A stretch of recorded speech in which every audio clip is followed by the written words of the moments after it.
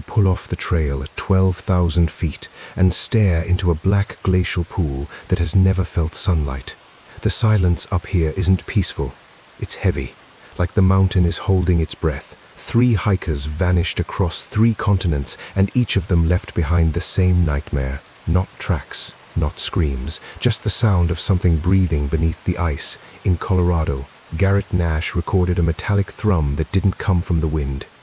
In British Columbia, Brooke Moreau's sonar revealed a man-made void in a lake with no bottom, and in Australia, Xavier Kelly watched a pale, elongated shadow rise through frozen blue water that shouldn't have held anything alive. These are not campfire stories, these are warnings from the thin air. Tonight, you're not hiking out, you're sinking in.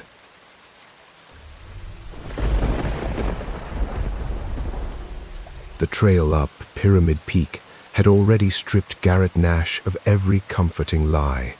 At 12,000 feet, the air was so thin, it felt like breathing through a damp cloth. His pack straps bit into his shoulders with every switchback, and the world below had long since dissolved into a gray sea of clouds. He wasn't here for the summit. He was here for the crater lake that sat in the mountain's shadow, a place the rangers called the Devil's Punchbowl. Garrett had hiked the Maroon Bells snowmass wilderness a dozen times, but he'd never come alone in late October. The aspens had shed their gold. The tourist season was dead. He wanted silence. He wanted to record an alpine basin with no wind, no birdsong, no human chatter. Just the sound of the earth breathing at the edge of the tree line. What he got instead was something his audio gear was never designed to capture. The final half-mile to the lake was a scramble over broken talus that shifted beneath his boots.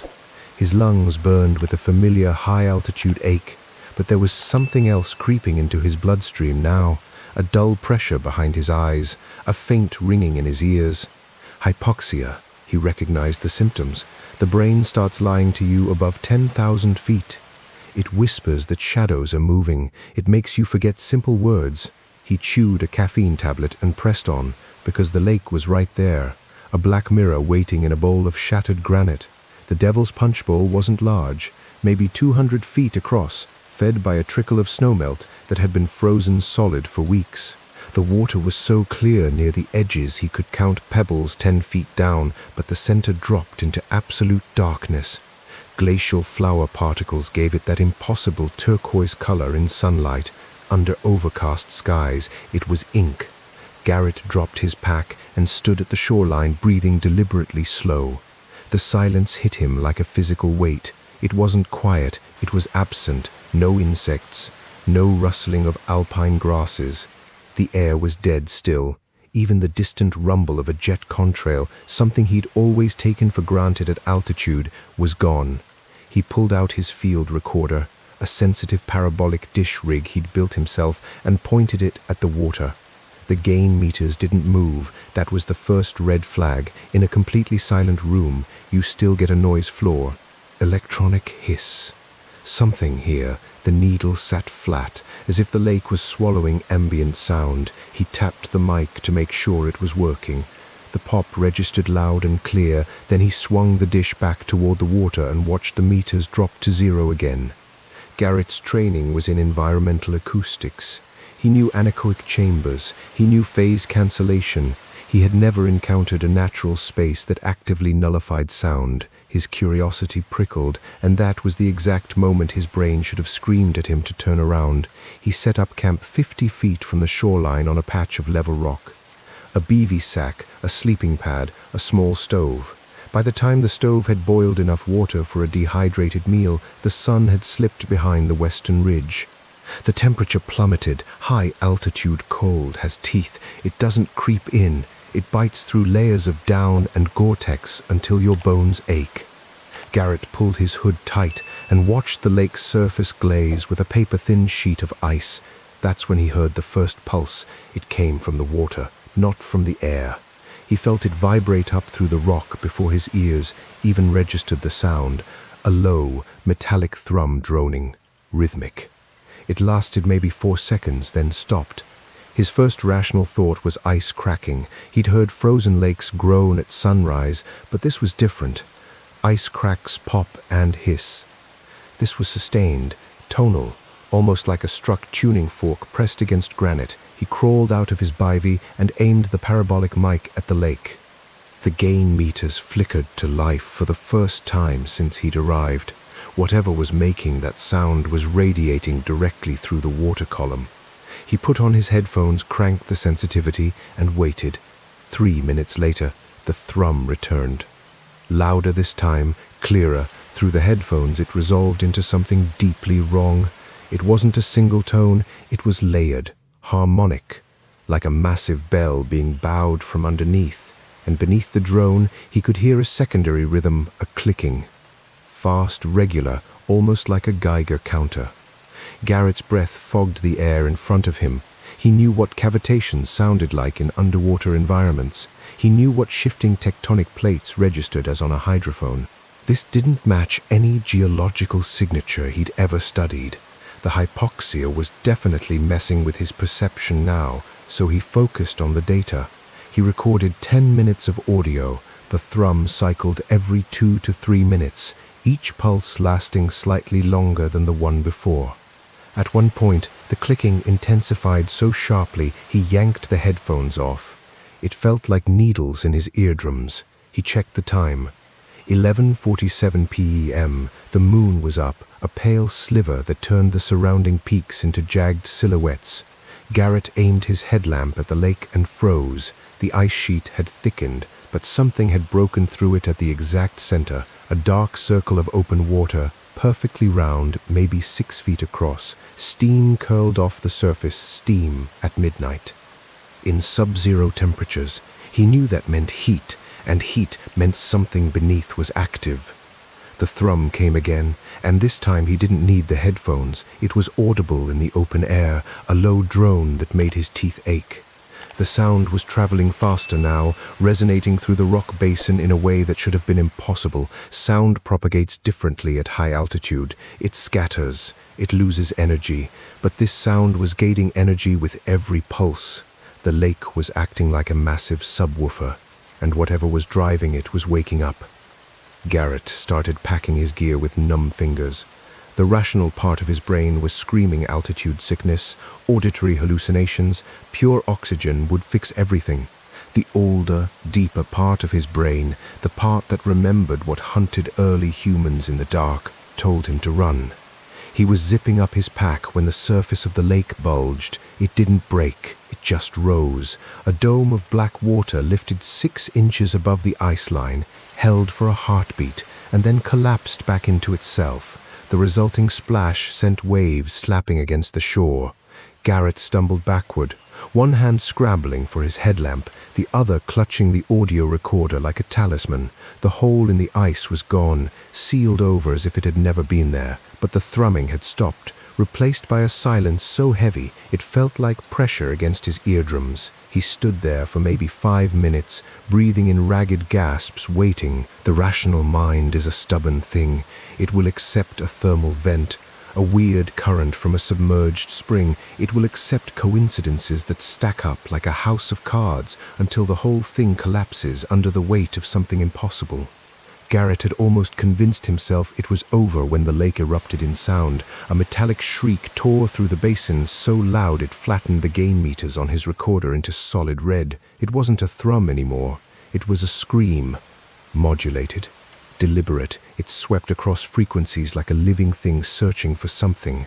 Garrett clapped his hands over his ears and dropped to his knees. The pain was instant, a hot spike behind his eyes. Through watering vision, he saw the lake's surface churn, and rising through the black water came a shape. It was pale, not white, pale like something that had never seen sunlight, elongated, smooth. It glided upward with a horrible fluid grace, displacing water that should have been frozen solid. He couldn't judge its size. The darkness played tricks on depth perception, but his brain kept insisting it was large, much larger than anything that should exist in a tiny alpine crater. It breached the surface without a sound, a bulbous protrusion that glistened wetly under the moonlight. Then it rotated. Garrett understood in that moment that it was looking at him. He had no evidence for this. No visible eyes, no face, nothing he could point to on the recording later. But the scream had stopped. The thrumming had stopped. Every sound in the basin had been sucked into a vacuum, and that pale thing was pointed directly at his position, utterly motionless. The silence was no longer passive. It was attentive. He ran. He didn't pack his stove. He didn't collapse his bivvy. He grabbed the recorder, tore the headlamp off his forehead, and scrambled up the talus slope in the dark, using only moonlight and muscle memory. Every loose rock was a betrayal. His boots slipped. His bare hands scraped against granite. Behind him, the silence broke. The thrumming returned, but it wasn't coming from the lake anymore. It was coming from the ridge above him. It was everywhere, resonating through the rock itself, as if the entire mountain had become a throat. He topped the ridge and didn't stop. He ran through the night, descending past the tree line, through the dark cathedral of pine, until his legs gave out and he collapsed in a heap of sweat and terror. The eastern sky was starting to pale. He had been running for hours and hadn't felt a single second of it. When he finally checked the recorder, the battery was dead. He'd captured everything. The audio file, when he finally played it back in a soundproof lab in Boulder 3 days later, was 47 minutes long. The first 10 minutes were the thrumming and clicking he remembered. The next 30 were the shriek, a frequency analysis of which showed impossible harmonics, but the final 7 minutes, recorded as he ran blind through the wilderness, were the worst, because those 7 minutes contained a voice, not his voice. A voice that spoke in a register just below human hearing, so low it had vibrated the recorder's internal circuitry. When the lab techs pitch-shifted it up into the audible range, they heard 3 words, spoken slowly, with a wet, grinding cadence that no human throat could produce. Garrett Nash listened to it once. Then he deleted the file, burned the recorder, and never returned to the Maroon Bells. He told me this story from a hospital bed 6 months later, his lungs scarred by a hypoxia-induced pulmonary edema that nearly killed him. Before he died, he made me write down what the voice said because he needed someone else to carry the warning. The 3 words were simple. I am waking.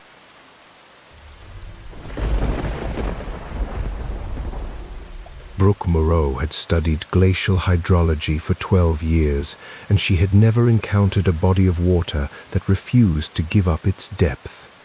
Garibaldi Lake was a postcard, turquoise water so vivid it hurt to look at, framed by the volcanic spires of the Black Tusk and the ancient ice of the Sphinx Glacier. Tourists kayaked its surface in July, snapping photos, never realizing they were floating over an abyss that science couldn't explain. She wasn't here for the postcard. She was here because 3 separate bathymetric surveys since 1972 had produced conflicting depth readings. One sonar operator swore the lake was 840 feet deep. Another recorded nothing beyond 300 before the signal scattered into noise. The most recent survey, conducted by a university team the previous summer, had returned a gap, a void, a section of the lakebed that simply didn't exist on their equipment. Brooke's specialty was subglacial hydrology. She mapped rivers flowing under kilometers of ice in Greenland. She understood how sound behaved in extreme cold. The Park Service had reached out to her specifically because the anomalies at Garibaldi were getting harder to dismiss as equipment failure. Rangers reported hearing metallic echoes at night, sounds that carried across the water like a ship's horn being blown underwater. Hikers described a low-frequency vibration rising through their boots when they camped near the eastern shore. The official explanation was microseismic activity. The whole region was volcanic, a sleeping giant of basalt and andesite. But Brooke had reviewed the seismographs. The tremors didn't match any known fault signature. They were rhythmic, patterned, almost mechanical. She arrived in late September, after the summer crowds had vanished and the first snow dusted the alpine meadows. Her equipment filled 3 waterproof cases, a towed side-scan sonar array capable of resolving objects as small as a coffee mug at 1,000 feet, a hydrophone with a frequency range that dipped well below human hearing, a drone for thermal imaging. She was, by any reasonable standard, overprepared. By the end of her first night on the lake, she understood that no amount of preparation would have been enough. The first sign came before she even launched her inflatable raft. She stood at the water's edge, testing the hydrophone in the shallows, and the headphones filled with a sound she couldn't identify. A low, oscillating drone, not wind, not water. It pulsed at roughly 3-second intervals, rising slightly in pitch before dropping back into sub-bass. She pulled the headphones off and listened with her naked ears. Nothing. The sound was traveling exclusively through the water. She told herself it was geothermal, gas bubbling through fissures in the volcanic rock. It made sense on paper. By the time she'd anchored her raft in the center of the lake and deployed the sonar, the rationalizations were piling up faster than the data. The sonar towfish sank into the turquoise darkness, its umbilical cable spooling out smoothly from the winch. She watched the laptop screen as the first images resolved.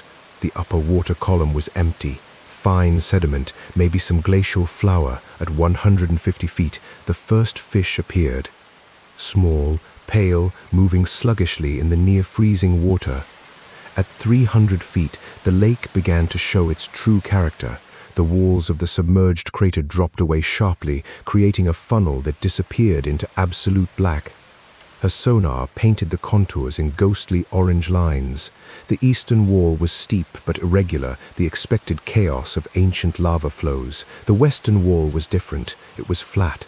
Perfectly, unnaturally flat. A vertical plane descending into the darkness with no fractures, no scree slopes, no geological chaos.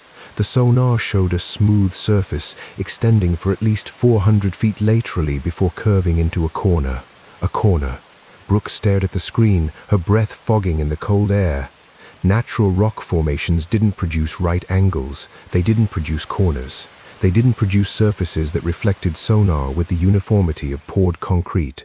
She checked the towfish depth, 520 feet.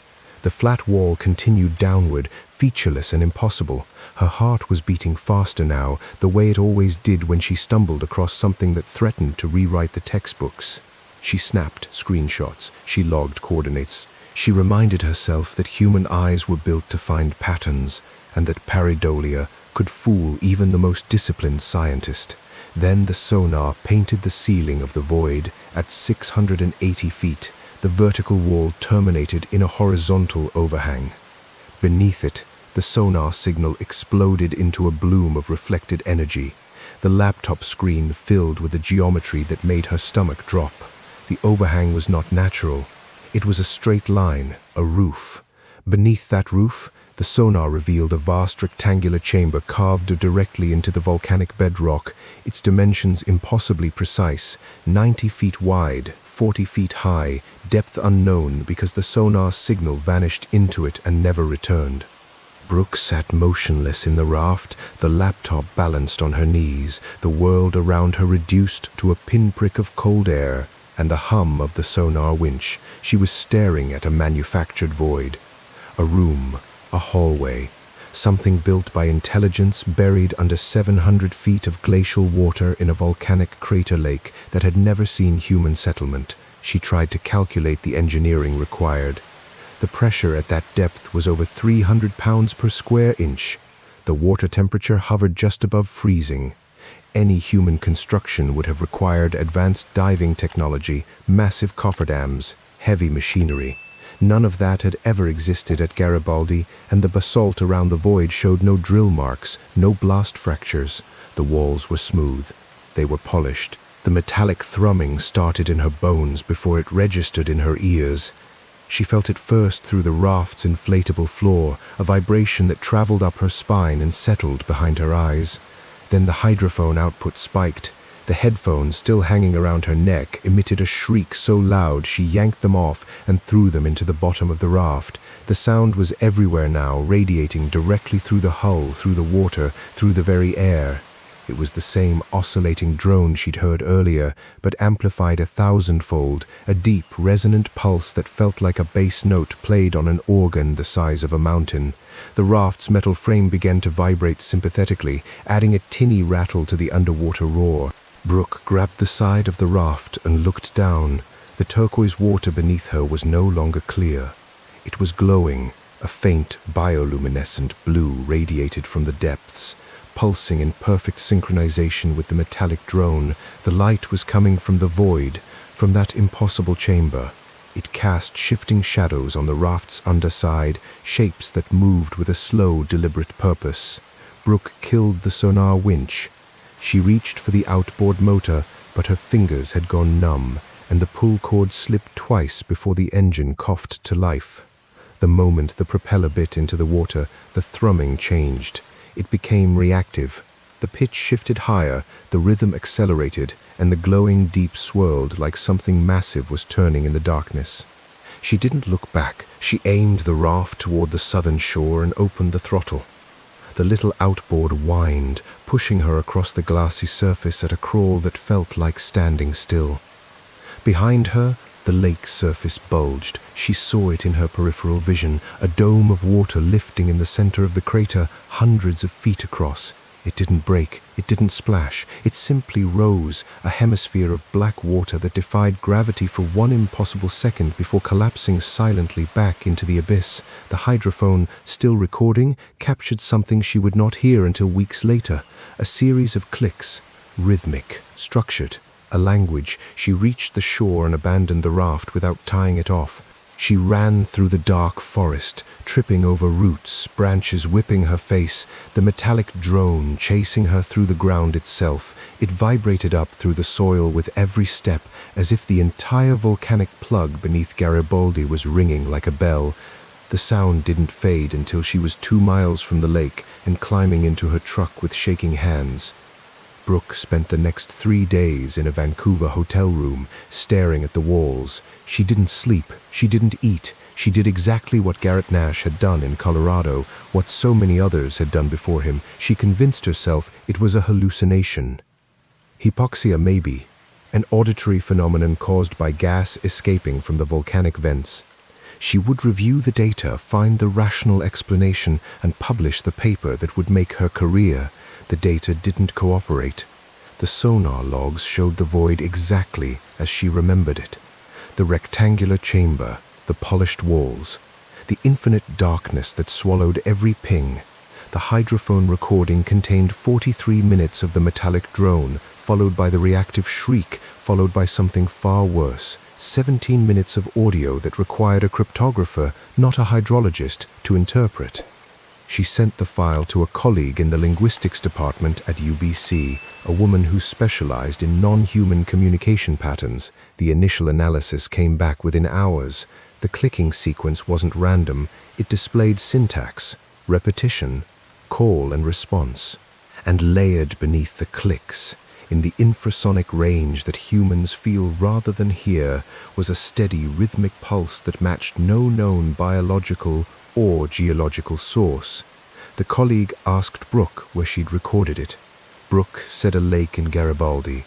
The colleague went silent for a long time, then asked a question that chilled Brooke more than anything she'd experienced on the water. "Did you record any voices? Because there's something in the upper harmonics that looks like speech."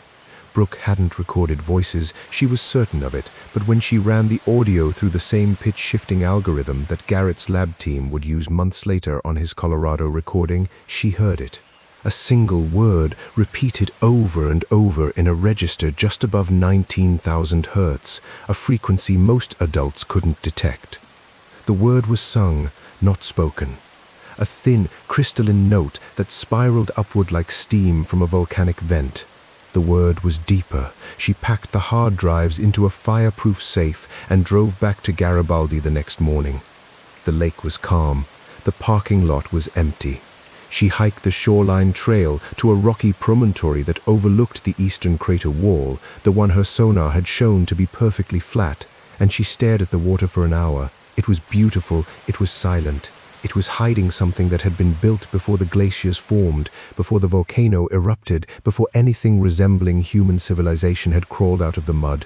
She never published the data. The official bathymetric survey of Garibaldi Lake still lists a maximum depth of 840 feet. The missing hikers whose cases remain open in the Pacific Northwest high country, the ones who vanished near isolated alpine basins with no witnesses and no tracks, they are still classified as accidents. Exposure falls, drowning. The Park Service is very good at writing reports that close cases. But Brooke knows the truth. She shared it with me on the condition that I never reveal her location or her current name. She told me about the geometry she saw, about the chamber that stretched beyond the range of her equipment, about the word that sang through the water like a summons. Before she ended our correspondence, she sent me one final audio file. It was a recording of the hydrophone data, filtered and amplified, just the moment before the metallic drone became a shriek. I listened to it once, and I will not listen to it again. There was something moving inside the void, not drifting, not falling, moving with purpose, ascending through the geometric corridor that should have been empty. The sonar shadows resolved into a shape, pale, elongated, smooth. A silhouette that grew larger with each pulse, rising toward the surface with the patience of something that had been waiting for a very long time. The last sound on the recording is not a word, it is a breath. A deep, slow exhalation that fogs the water itself, recorded at 700 feet beneath a lake with no bottom, and it sounds exactly like something waking up.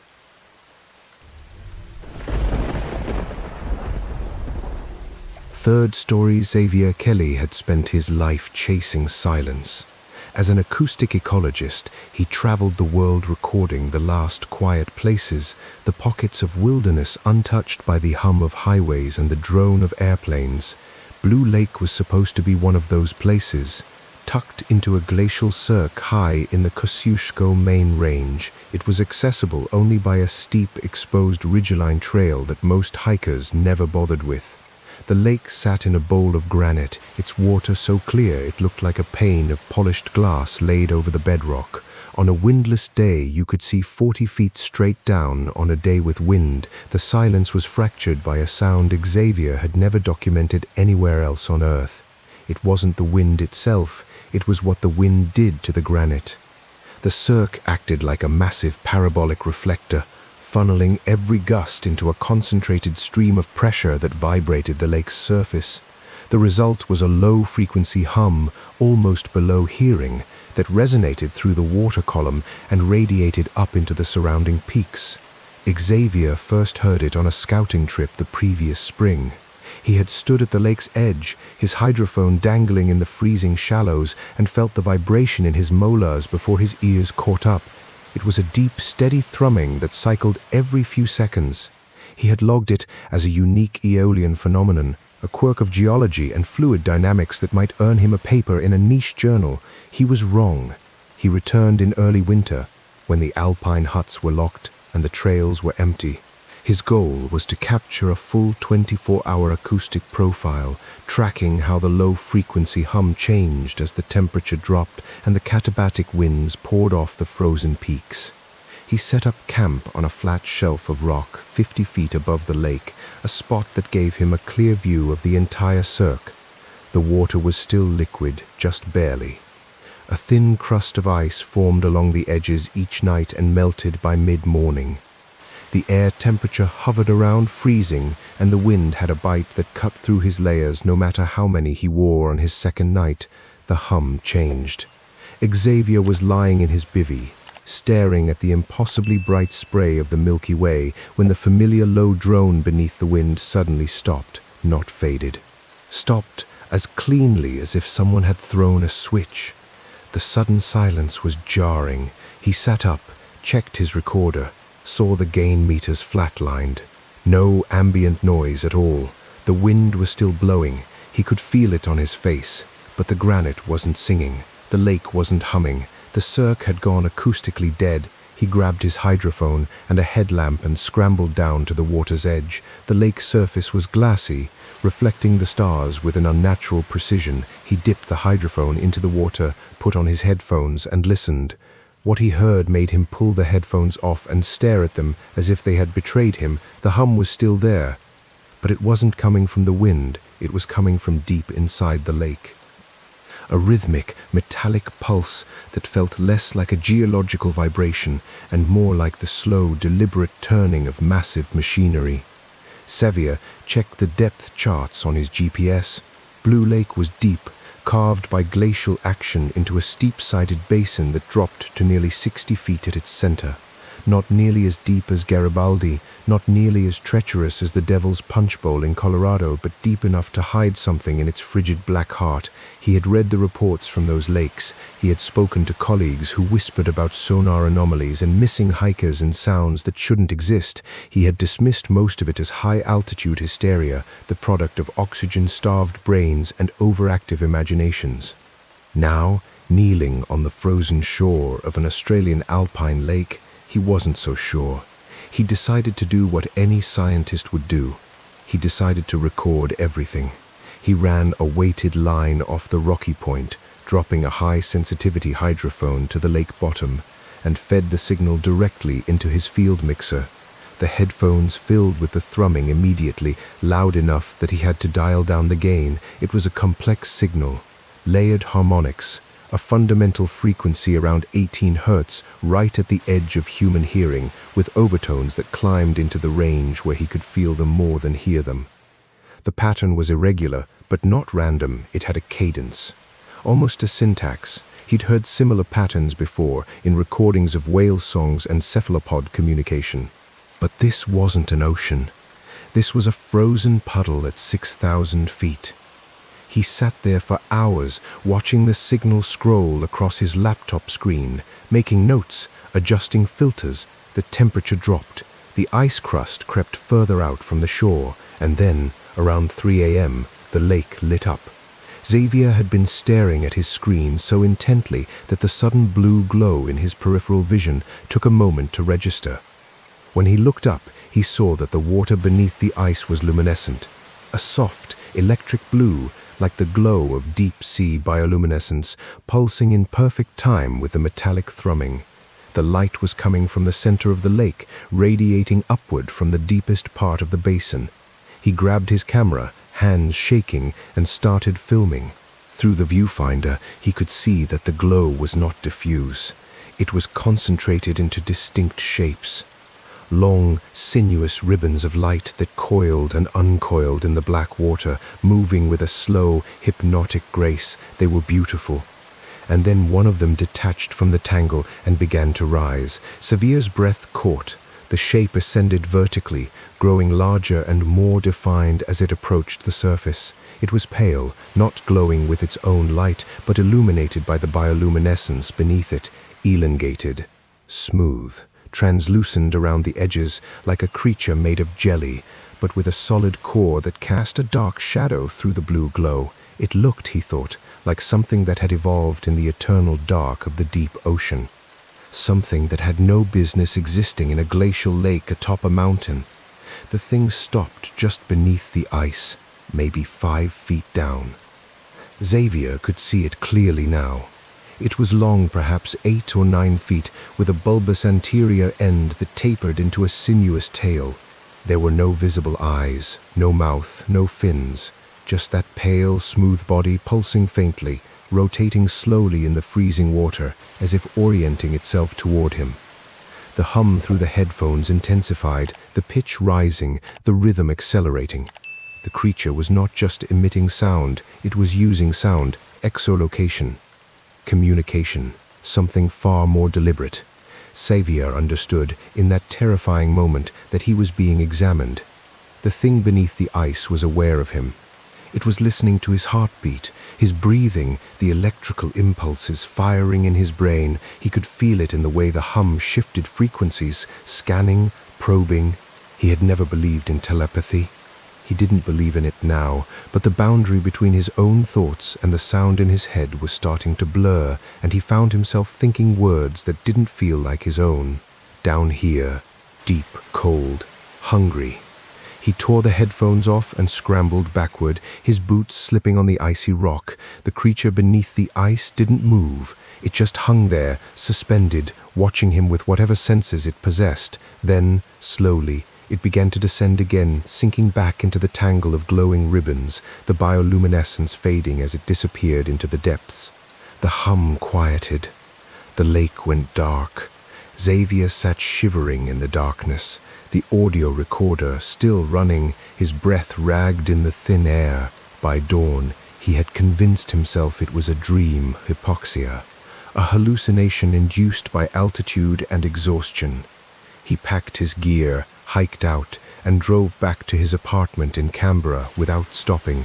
He didn't look at the footage. He didn't listen to the audio. He shoved the hard drives into a drawer and tried to forget. Months passed. The memory didn't fade, but it softened around the edges, became easier to dismiss. He stopped going into the high country.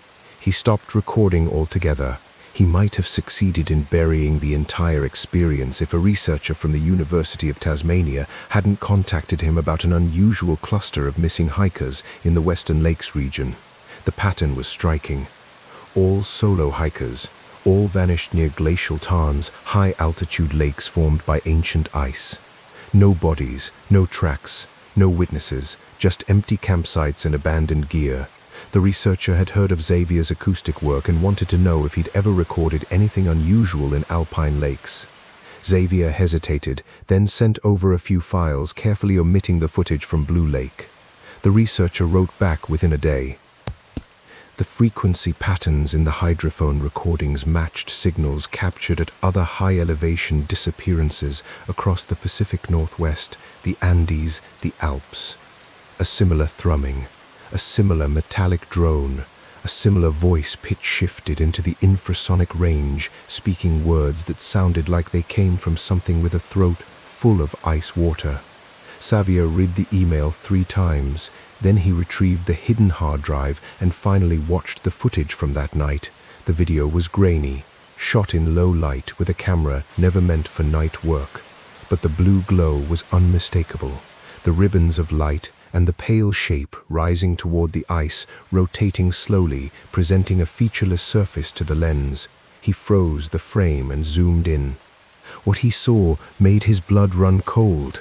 The translucent outer layer wasn't just jelly. It was a membrane, and inside that membrane, faintly visible, was a dark, complex structure that looked disturbingly like a spinal column. Vertically stacked, segmented, an architecture built for muscle attachment and neural conduction. This thing wasn't a jellyfish or a larval form. It was a vertebrate. He spent the next 2 weeks diving into research, connecting dots that academic science had carefully avoided. There were old indigenous stories from the snowy mountains, stories about the water spirits that lived in the deep lakes, the ones that sang at night and lured the unwary into the cold. There were fossil records of anomalous aquatic life from the Pleistocene, creatures that shouldn't have existed in freshwater, but did. And there were modern reports, scattered across forums and obscure journals, of pale, elongated shapes seen in the clear waters of alpine basins from Patagonia to Kyrgyzstan. The Pacific Northwest missing hiker clusters were the most documented, but the phenomenon was global. These things were everywhere, and they were waking up. Xavier understood what Garrett Nash and Brooke Moreau had understood before him. The metallic thrumming wasn't geological. It was biological. It was a signal. These creatures had been dormant for millennia, buried in the deepest pockets of glacial lakes, waiting for something. A change in temperature, a shift in the Earth's magnetic field, or simply the slow accumulation of time, a clock ticking down to zero. The humming was them talking to each other, and the talking was getting louder. He decided to go back to Blue Lake one last time. He told himself it was for science. He told himself he needed better evidence. The truth was simpler. The sound was in his head now, a constant low-frequency drone that followed him everywhere, that vibrated in his bones when he tried to sleep. He could hear it even when he was miles from any water. He could feel it pulling at him, a deep subsonic gravity that wanted him to come back. He packed his gear, left a note for his family, and drove into the mountains. The hike-in was brutal. Early winter snow had fallen, obscuring the trail, and the wind on the exposed ridgeline was violent enough to knock him off balance. But he pushed through, driven by a compulsion he no longer tried to rationalize. When he reached the cirque, Blue Lake was frozen over completely. A sheet of black ice covered the surface, smooth as obsidian, reflecting the gray sky like a dark mirror. He walked out onto it, testing each step. The ice was thick, solid, capable of holding his weight. He knelt in the center, brushed the snow off a patch of black glass, and looked down. Beneath the ice, the water was glowing, bright blue, pulsing steadily, illuminating the entire basin. And the pale things were there, not one, many. A dozen or more, coiled together in a slow, hypnotic spiral, their translucent bodies drifting in the freezing darkness. They were larger than the one he'd seen before, longer, thicker, fully mature, and they were singing. The hum rose through the ice into his knees, his spine, his skull, a symphony of overlapping tones that resolved into a single sustained note of impossible purity. He felt the ice vibrate beneath him. He felt his thoughts dissolve into the sound. The creatures began to rise. One by one, they broke formation and ascended toward the ice sheet, their pale anterior ends orienting upward, their bodies elongating as they swam. Xavier couldn't move. The vibration had locked his muscles, a resonant frequency that paralyzed without pain. He watched with a detached, almost peaceful clarity as the first creature pressed its translucent head against the underside of the ice directly beneath him. Up close, he could see the membrane ripple, could see the dark internal structures shifting, could see the slit that opened along its anterior surface. A mouth, a long vertical gash that unsealed like a wound, revealing rows of fine needle-like structures that were not teeth, but something far more primitive. The ice cracked. A single, sharp fracture split the black surface, and freezing water welled up around his knees. The creature didn't break through. It waited. The hum shifted into a new pattern, something that felt almost like language. And Xavier found himself understanding it without words. He had been called, he had been chosen. He would join them.